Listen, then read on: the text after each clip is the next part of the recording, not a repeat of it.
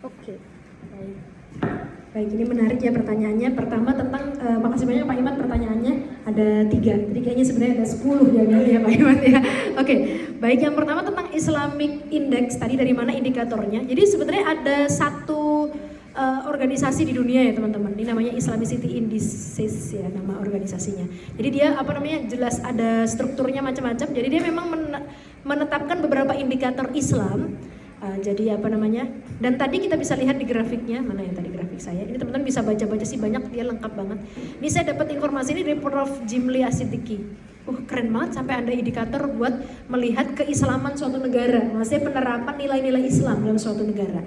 Nah dia tadi menilainya dari tadi ya ekonomi gitu ya, bagaimana prinsip-prinsip ekonomi yang diterapkan, angka korupsi macam-macam gitu ya, legal and governance, bagaimana sih sistem pemerintahannya, apakah transparan, itu kan prinsip-prinsip Islam sebenarnya. Jadi dia menggunakan nilai-nilai dalam Islam sebagai indikator untuk menilai beberapa negara, human and political right ya, ada korupsi, nepotisme apa enggak, ya kan, ada tingkat kriminalnya tinggi apa enggak. Karena sebenarnya idealnya suatu negara yang Islami itu kan negaranya aman, damai, sentosa, pemerintahannya bagus, masyarakat minim konflik, ekonomi sejahtera, kan begitu seharusnya. Nah, jadi organisasi ini kayaknya awalnya dari penasaran. Ini kenapa ya negara-negara Islam kok rasa-rasanya tidak mencerminkan nilai-nilai keislaman. Nah kemudian mengukur ini. Jadi ini biasa diterbitkan rutin, tapi tahun 2024 belum keluar sebenarnya. Mungkin nanti akhir tahun kali ya.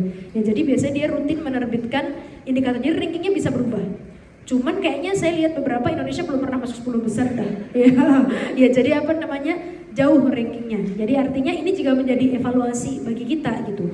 Makanya kalau teman-teman misalnya ambil ekonomi syariah, itu kan salah satu negara dengan penerapan ekonomi syariah terbaik di dunia itu di Luxembourg.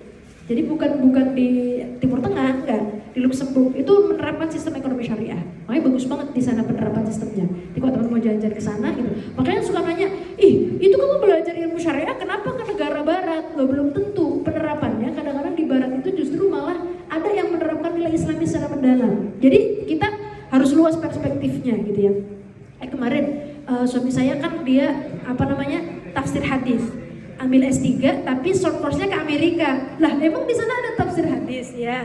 Jadi di sana akan ketemu dengan ulama-ulama juga yang dia sudah tantangannya berbeda teman-teman. Kalau di Timur Tengah kan ini dakwah sama Muslim, itu challenge-nya bakal berbeda dong dengan para ulama yang dia men-challenge mendakwahi orang-orang yang ya rada-rada ateis, liberal. Itu kan tekniknya akan beda, cara berpikirnya akan berbeda, dan kadang-kadang kita perlu belajar juga buat gimana, buat memperluas wacana kita, bukan kok kita ikut aliran ya gitu juga ya. Makanya penting pengetahuan yang kita miliki sebelum kita mengakses informasi baru mempengaruhi cara pandang kita terhadap pengetahuan yang baru. Makanya kalau teman-teman nanti mau kuliah ini takut kalau ke barat ikut ke barat-baratan. Ya kalau teman-teman fondasinya kuat ya enggak, teman-teman di sana akan menyerap kebaikan-kebaikannya untuk disatukan ke dalam satu perspektif yang lebih luas gitu. Tapi kalau teman-teman nggak punya pijakan apa-apa, fondasi juga setengah-setengah, ya itu bisa pulang-pulang jadi ateis yang ada gitu ya. Nah itu bisa, ada teman saya sebagian yang kayak gitu.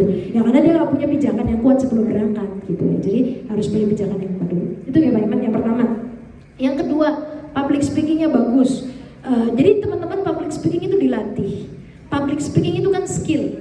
Ya jadi dia bukan sesuatu yang kayak paten habis lahir terus public speakingnya bagus. Oh dia kayaknya kalau nangis itu ada jedanya gitu ya, kayak ini kayaknya calon penyanyi nih atau calon public speaker, kayak gitu juga ya teman-teman.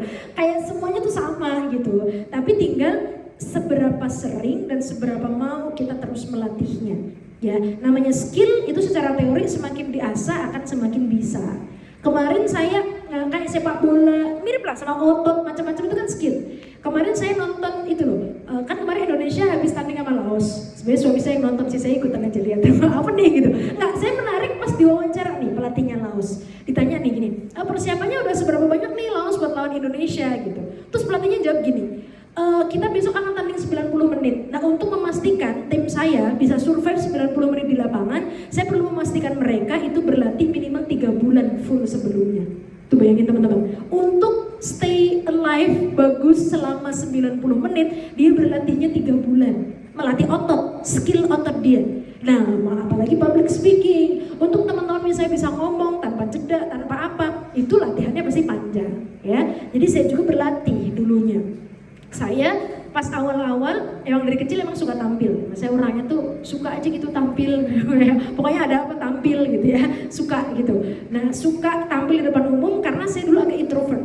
Jadi orang introvert itu biasanya dia nggak suka berinteraksi sama orang, tapi dia suka dikenal orang. Itu sebenarnya salah satu cara untuk membackup karena dia nggak bisa mengenal orang.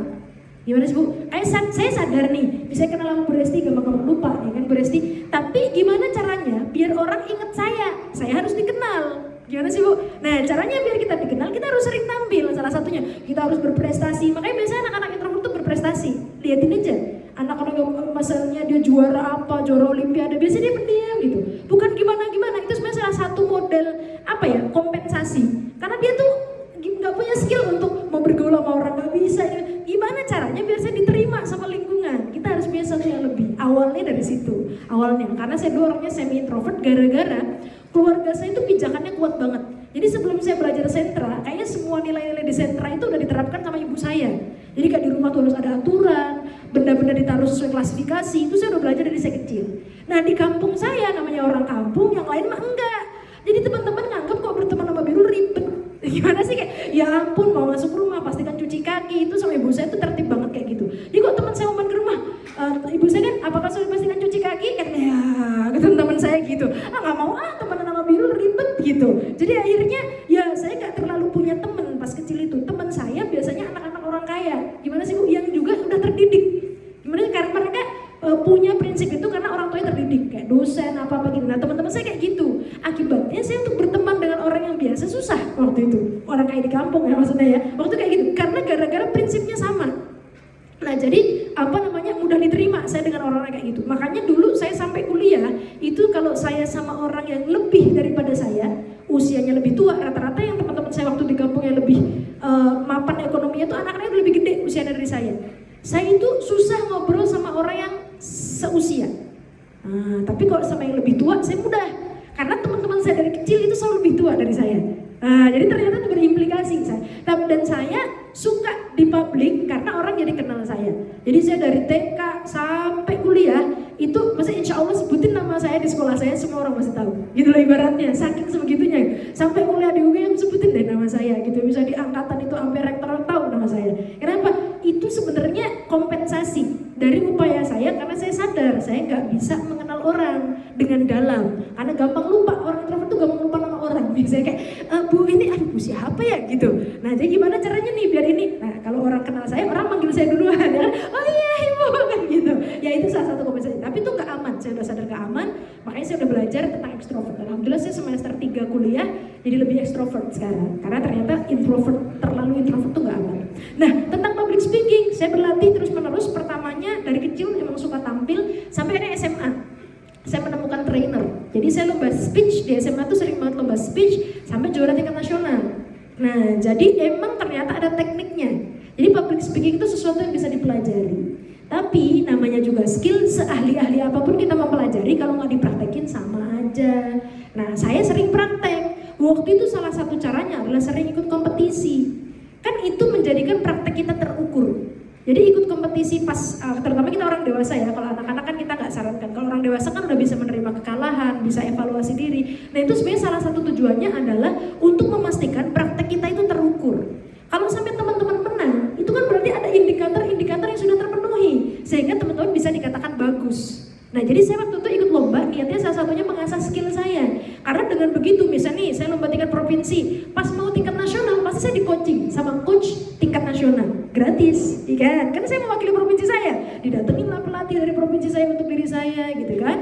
Pas di nasional, nanti pas mau tampil di nasional itu lagi, ada coach khusus, bisa ada karantina tuh, pelatihan, gini-gini. Saya dapetin itu gratis. Jadi saya suka banget dari dulu tuh ikut lomba-lomba itu dalam rangka saya dapetin fasilitas karena saya gak punya duit, saya bisa akses dengan gratis. Ya ikut kompetisi karya tulis ini, saya sering ikut coaching karya tulis, coaching bisnis.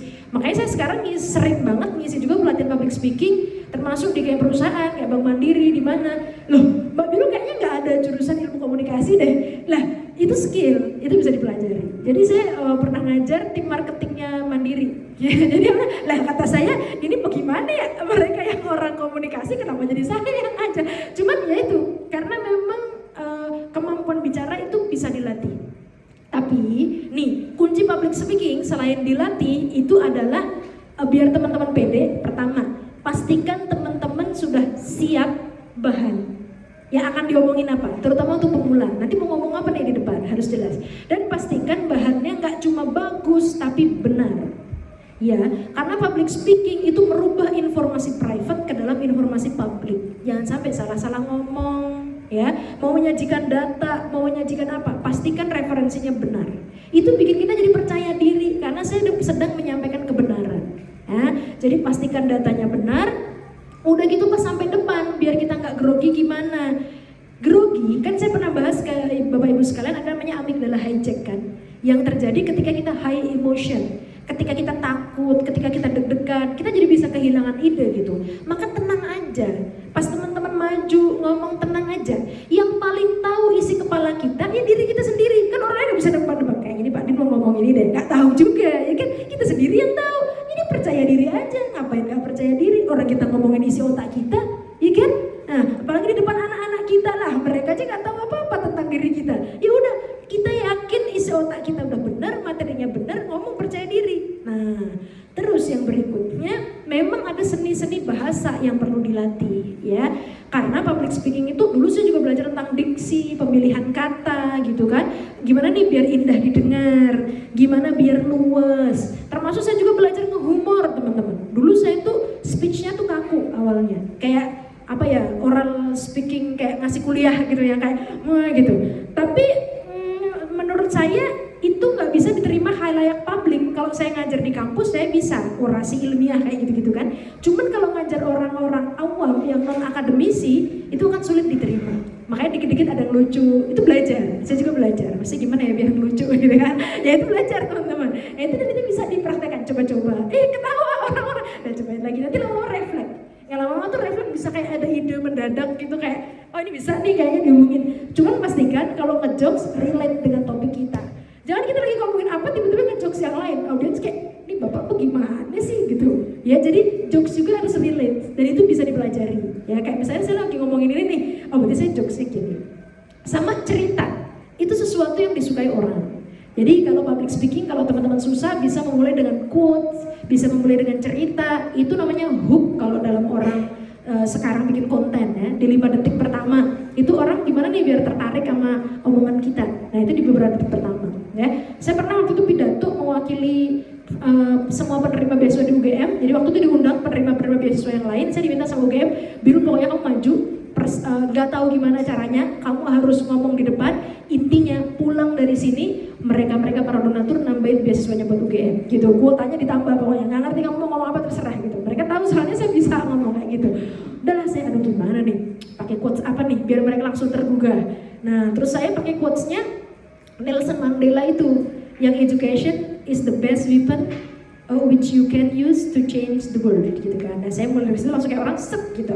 Terus saya cerita macam-macam, apalagi kalau kuota buat UGM ditambahin, wah berapa banyak nih anak bangsa yang bisa gitu.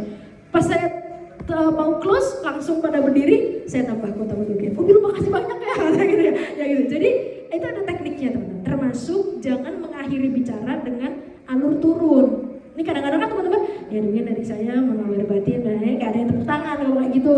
Ya, jadi terakhir itu bikin emosinya naik. Jadi justru orang tuh lagi tek ngedengerin, udah nih, gitu. Gimana sih? Udah nih, ya langsung tepuk tangan. Gimana sih teman-teman? Paham gak sih? Makanya terakhir kasih quotes atau kasih satu kesimpulan yang menarik, biar orang itu kayak nagih gitu. Kayak ini belum selesai loh. Kayak aku masih pengen lanjut. Gimana sih kayak gitu? Karena terakhirnya tuh emosinya naik.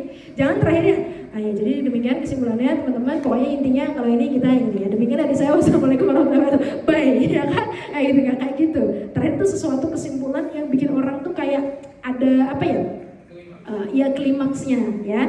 Sama home message yang bisa dibawa pulang tuh apa sih gitu ya. Jadi apa, tapi dia itu benar-benar tek gitu. Jadi puncaknya apa? Makanya itu biasanya paling susah dalam public speaking itu menemukan awal dan akhir. Jadi awalnya kita memulai dengan apa nih? Itu harus penting banget soalnya. Sama akhirnya kita menutup dengan apa? Karena itu menjadi kesan bagi audiens kita. Ya, pakai filler nggak apa-apa, awal-awal masih gitu ya. Nah, saya juga kadang-kadang kalau lagi nggak konsentrasi bisa pakai gitu. Makanya harus relax. Yang kunci public speaking itu harus relax, biar idenya ngalir terus. Kalau teman-teman sekali tegang, nggak ada ide, kayak ya ampun mau ngomong apa nih, ngeblank gitu ya. Nah gitu ya. Sama kalau bikin materi itu bagusnya yang poin-poinnya aja, jangan semua ditulis. Kok semua ditulis kita pasti pengen baca, ya kan? Akhirnya bukan mempresentasikan tapi membacakan apa yang ditampilkan. Nah kalau teman-teman nulis poinnya doang kan, aduh apa ya ini penjelasan tadi, jadi mikir kan, jadi ngomong kan. Nah sama hanya data aja yang ditampilkan, data yang memang harus ditampilkan, nggak mungkin dihafal gitu. Kita bisa salah-salah nyebutin, misalnya angka, ya kan, itu harus ditampilkan. Karena kalau enggak, misalnya teman-teman jadi presiden atau apa gitu ya, salah sebut, wah bisa netizen langsung viral gitu kan. Nah jadi kayak gitu. Jadi yang penting-penting harus di state, tapi state-nya kalau di catatan, teman-teman baca catatan misalnya atau nampilin slide, pastikan poin-poin aja. Karena biar melatih otak kita buat berkembang gitu ya. Jadi biar bisa lebih letur gitu. Yang terakhir untuk public speaking ini dia latihan terus-menerus. Ya, ada kesempatan sambutan, maju, MC, ayo. Awalnya mungkin MC-nya masih lempeng-lempeng aja nih. Saya pengen jadi MC yang gak lempeng, tiba-tiba bikin pantun. Ini tumben banget nih MC-nya. Tiba-tiba apa, tiba-tiba gimana. Itu orang jadi penasaran. Ntar kasih kesempatan lagi, coba kamu. Jadi peluang itu datangnya sekali. Kalau kita cuma membuat peluang itu sekali. Tapi kok ketika kita dapat peluang itu sekali, tapi dimaksimalkan, kita dapat peluang lagi. Ya, saya Bu Citra disuruh MC. Setelah Bu Citra MC kayak vibes-nya langsung wah gitu kan, langsung orang rasa wah besok MC lagi nih kan gitu ya. Pak Din sebagai ini cakep nih, besok pasti diambil lagi gitu loh teman-teman. Jadi kalau dapat peluang jangan cuma dimaksimalin biasa, tapi buat satu yang berbeda. Jadi orang tuh langsung memorable dengan kita kalau mau nyari ini ke situ tuh. Gitu ya. Itu nggak mudah tapi ya itulah teknik marketing ya sebenarnya ya. Ya kan gitu. Komunitas sekolah yang bagus di Tangerang, Mutiara Hati misalnya. Apa nih yang di-brandkan dari sini? Kan begitu. Branding diri, personal branding pasti. Ya, sekarang lagi dibahas ya. Gitu ya. Jadi hal-hal seperti itu. Mudah-mudahan nanti guru-guru kan tiap hari ketemu anak. Nah itu jangan lempeng aja mulu kayak gitu ya kan. Ada improvisasi apa. Terus mulai misalnya dari melatih diri kan sekarang banyak. Saya gak pernah punya kesempatan nih tampil di depan umum. Ya tampil aja live ya kan. Live IG, bikin konten. Kan ini terpaksa kita harus kehadapan sama orang ya kan. Kayak gitu ya. Jadi melatih diri itu banyak platformnya sekarang ya. Gak harus secara langsung. Itu yang kedua. Yang terakhir tadi memori. Kan kita kadang keinget gitu peristiwa yang menyenangkan di masa lalu. Padahal tadi senang itu short term yang kita rasa ya. Terus kok bisa kayak gitu? Nah, short term itu rasanya Pak Din, short term itu rasanya. Rasa senengnya pas ibu udah habis makanannya ya habis gitu. Duitnya habis ya habis. Tapi memorinya bukan berarti jadi short term. Ya misalnya kita dikasih hadiah sama nenek kita, seumur-umur nenek kita gak pernah ngasih hadiah, tumben banget ngasih hadiah. Itu sampai kita tua juga ingat, soalnya cuma sekali itu, ya kan? Ya itu namanya soalnya memori yang kuat. Senangnya pasti udah habis, kan zaman itu senangnya, ya kan? Tapi memorinya, kalau itu memori yang kuat, masih ada.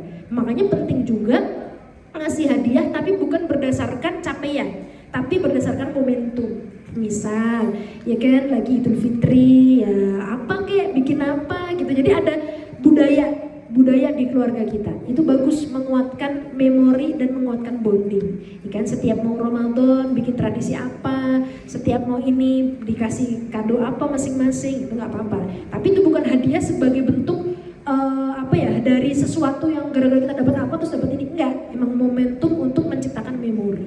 Ya kan setiap Ramadan ibu kita masak ketupat misal, itu sampai ibu kita meninggal, ini Ramadan hari pertama biasanya ada ketupat nih kan gitu. Atau lagi di kosan nih anak-anak yang misalnya rumahnya jauh dari UNS tadi kerja di sini gitu kan, ya ampun ini nggak bisa mudik, biasanya mama masak ini kan gitu. Karena itu rutin dilakukan di hal-hal spesial, itu bagus. Makanya untuk memperingat bonding teman-teman yang udah nikah ya bagus bikin special moment. Anniversary misalnya ya sekali-kali makan di luar, atau kita setiap anniversary kayak saya sama suami saya setiap anniversary itu wajib ngasih surat. Jadi saya punya surat dari sebelum saya menikah. Jadi pas menjelang ta'aruf itu saya beberapa kali minta dibikinin surat, maksudnya kayak gimana menurut kamu tentang diriku gimana. Saya punya tuh. Jadi kalau lagi down gitu kan, maksudnya kan keluarga itu kadang-kadang ada cintanya yang perlu naik turun dirawat. Baca itu kayak kita senyum-senyum, ya ampun dulu bisa bucin banget ini ya misalnya gitu. Terus habis itu awal-awal nikah ada suratnya, sampai terakhir sekarang usia 9 tahun setiap kali kita anniversary dan ulang tahun saling kasih surat. Itu tradisi yang kalau nggak ada kayak ada yang hilang gitu apa. Nah itu bisa jadi nanti ketika salah satu dari kita meninggal itu jadi arsip memori yang biasanya kita dapat ini, dan cerita-cerita kita ada jadi buku bisa jadi udah berapa ratus 200 halaman sekarang gitu ya. Jadi itu masih kita simpan. Nah tapi itu kita sih berharap bisa jadi itu jadi memori yang diturunkan ke anak-anak kita. Karena perasaan kita saat itu ditulis. Kan kita nggak bisa mengulang rasa kita di waktu itu. Tapi bisa diulang kalau kita menuliskan. Ya kan, mengingatnya ya sekarang mendokumentasikannya ya, bisa dengan video, bisa apa. Tapi kok saya orang yang gampang tersentuh dengan tulisan. Maka saya masih punya pas dia mau taruh ke saya, mau ngelamar, saya minta dia tulis surat. Ya cuma dia sih, yang lain-lain juga. Ya minta tulis surat. Saya suka soalnya dengan surat itu menguatkan memori saya. Jadi saya itu tradisi. Jadi itu menjadikan hal yang spesial. Nah, teman-teman yang belum nikah bisa bikin tradisi apa. Jadi untuk meningkatkan bonding. Jadi kayak kita mau misalnya, tanggal ini anniversary nih, aduh kapan ya suratnya nanti dapat apa ya. Terus kayak suka baca suratnya nangis-nangis sendiri ya ampun, gitu-gitu loh. Ya, jadi hal yang ringan gitu ya, tapi itu